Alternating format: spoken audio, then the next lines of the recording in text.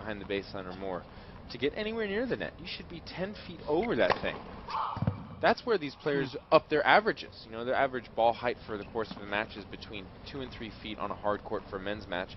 But it's not they're always hitting that height. Yeah. It varies.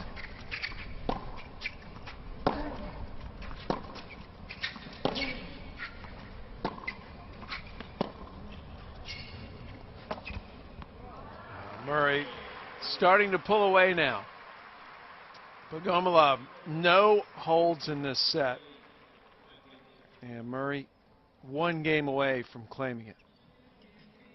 Break twice in this first set already, but you got to go on about your business. You got to say, okay, what is it that I do well that can actually hurt Andy Murray? And I will say this, when Alex has been hitting his forehand today, Murray's been dropping a lot of balls short, a lot more than I thought he was going to. So I just say stick with that. Look, let's not press and try and hit winners. Let's just see if we can get forehands, move the ball around, and hopefully get some short balls. I was worried that when you asked that question, you weren't going to come up with an answer. Well, it's tough. Look, it's tough, but you got to be optimistic in Bogey's situation.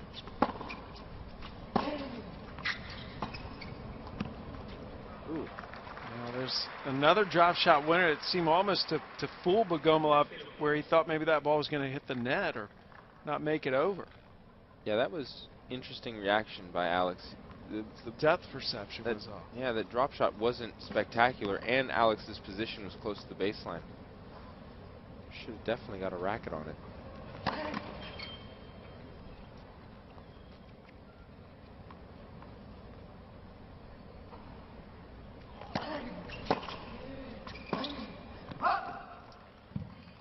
I mean, you look at the scoreboard right now, it looks like, oh, it's been a pretty routine start for Murray, but it's not been a good set for him.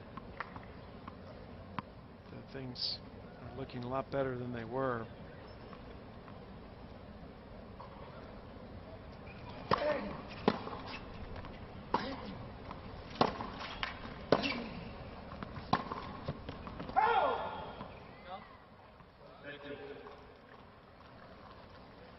You can see Andy start to feel it a little bit more out there. There's a lot more zip.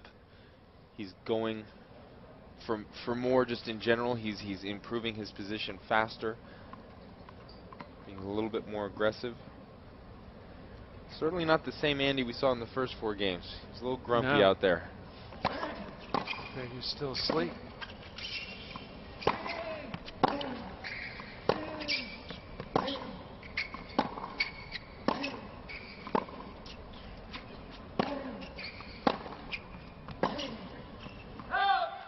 Bogomolov pushed way behind that baseline. He was just retrieving.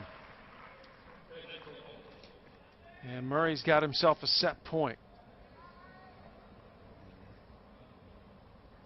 Murray with 13 unforced errors in this first set. He's definitely going to have to clean things up. If not in this match, at least for the rest of the tournament. But plenty of time.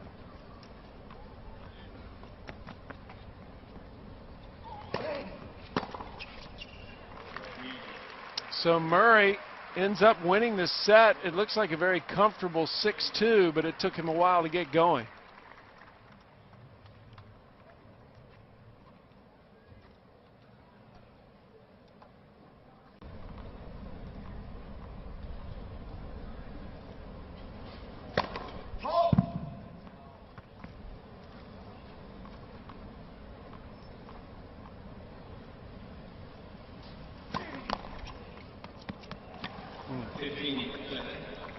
Murray with his 3rd double fault. Again, looks a little frustrated. Just hasn't seemed very much in a good mood in this match.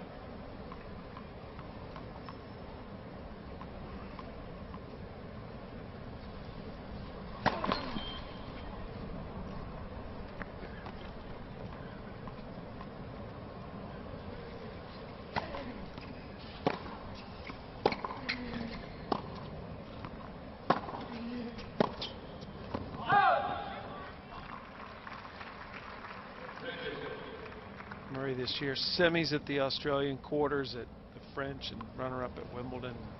This is a slam that he's gotten to the finals before. And it seems like this would be a slam that Murray would have the ability to win. You mentioned he's on Federer's side of the draw, Taylor. Is he a better matchup for himself with Federer or with Djokovic here on this surface?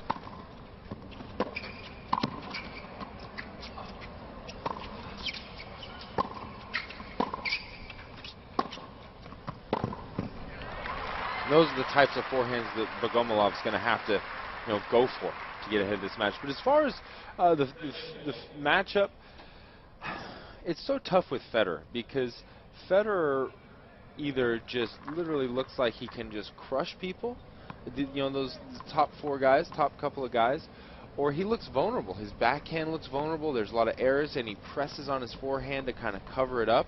So I don't know. I mean, if you're talking about Federer playing a 9 out of 10 and Djokovic playing a 9 out of 10,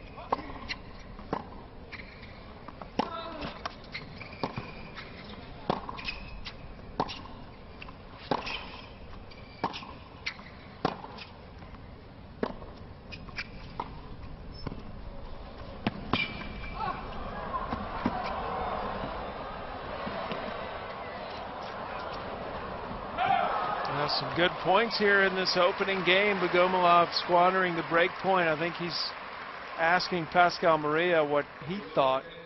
Doesn't like the answer, so he's going to go to the chase review.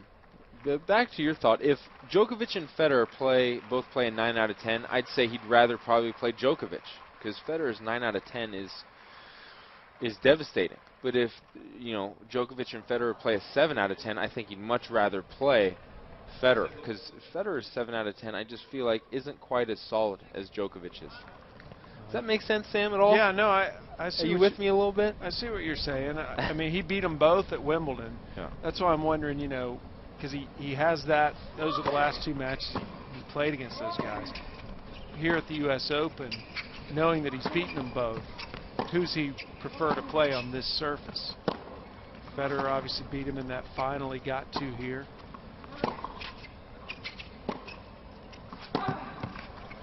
Well, this was my point, is the match that he beat Federer in the Olympic final, Federer looked bad. I mean, a lot of first ball misses. It didn't look like he was set at all. And I don't know if Djokovic has ever played a match that bad against Murray. They've all been pretty high quality matches.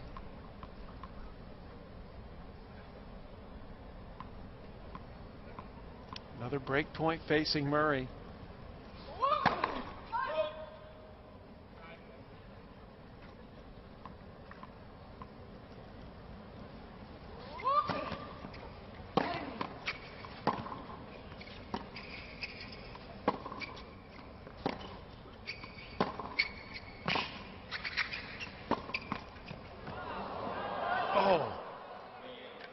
That goes out, so a break to start the second set. No momentum carried over by Murray.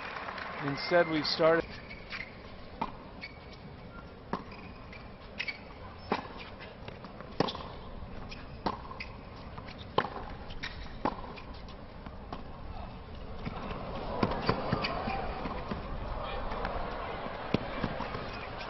Oh, he looked Murray-like with that drop shot.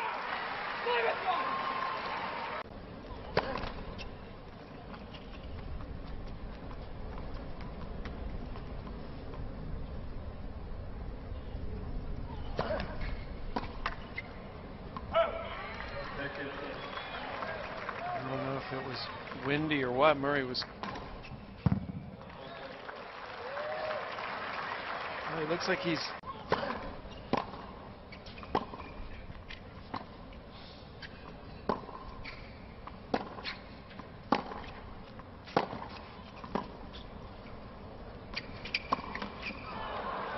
It's been that kind of day for Murray. Even winning the first set, he's missed a lot of routine shots.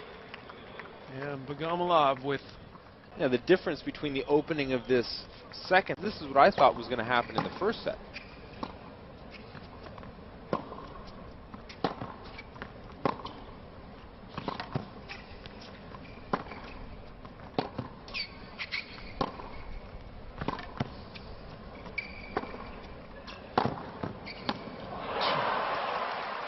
I mean, that looked like a point where Murray was just barely moving. Yeah. Just kind of cuts from the baseline. If not, then he's just being a little grumpy out there.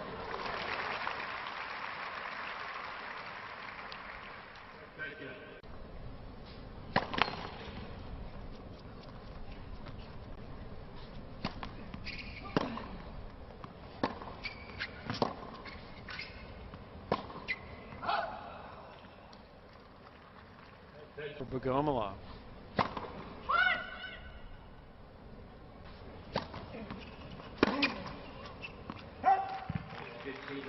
He's just gotten a lot of help from Bogomolov in general.